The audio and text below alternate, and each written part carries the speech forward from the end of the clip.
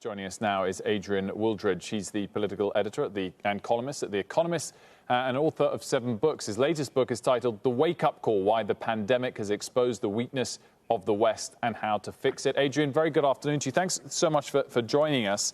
Maybe we'll get specifically to the TikTok drama in just a moment, but the main idea in your book is that the pandemic itself has highlighted a trend more clearly that was already happening in your mind, which is that we might be drawing nearer to the end of leadership by the West, and that China's really catching up. Absolutely. What the pandemic really was an examination which the whole world took at the same time. And the winners and losers in this examination were rather surprising. We found Western countries, particularly the United States and Great Britain, doing much worse than we expected, and countries in East Asia doing much better than we expected. And particularly notably China. China unleashed this virus on the world, but it got it under control.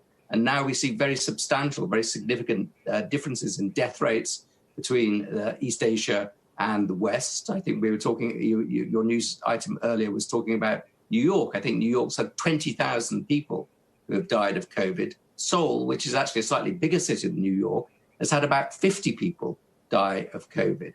China now has, Beijing at least, is back really to normal. They're wearing face masks, but essentially everything else is normal. London now is closed down, not entirely closed down, but Westminster, Whitehall, the centre of London, is almost a ghost town. So we are suffering worse. And that, I think, is because, Eastern governments have done a better job of bringing this thing under control than Western governments, particularly the United States government and the British government. Is this a democracy versus autocracy factor? I don't think so, really. If you look at the countries that have done well, they include some autocracies, which is China, but also some liberal countries. South Korea is a country which has a very vibrant culture. You have Parasite that won the Oscar. You have very big, raucous nightclubs.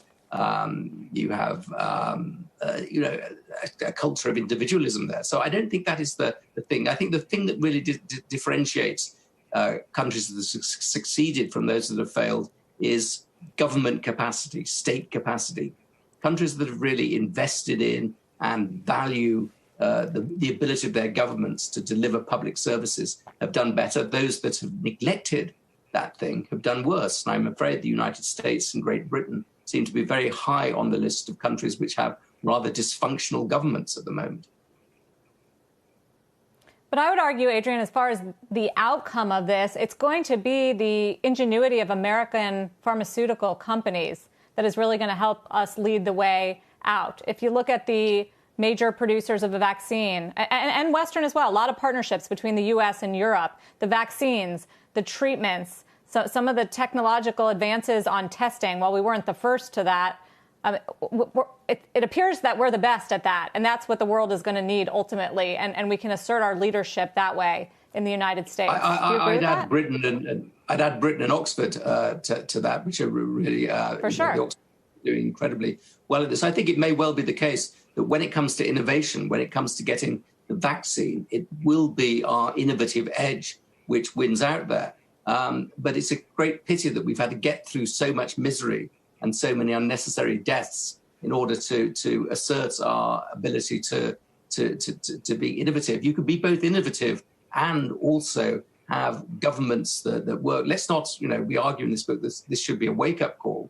And in revealing the weaknesses of the West's government, it's revealed things that are very, very important for the spread of COVID, but are more generally important for the quality of our civilization, the quality of our lives. Let's fix dysfunctional governments, not just so we don't have another pandemic that runs out of control, but also that we have a better, more flexible, more focused, and more effective government for all sorts of reasons. What do you make of the way the US government is trying to handle TikTok and WeChat? Is it the right approach to give China a taste of their own medicine, having had decades of IP stolen the other way around?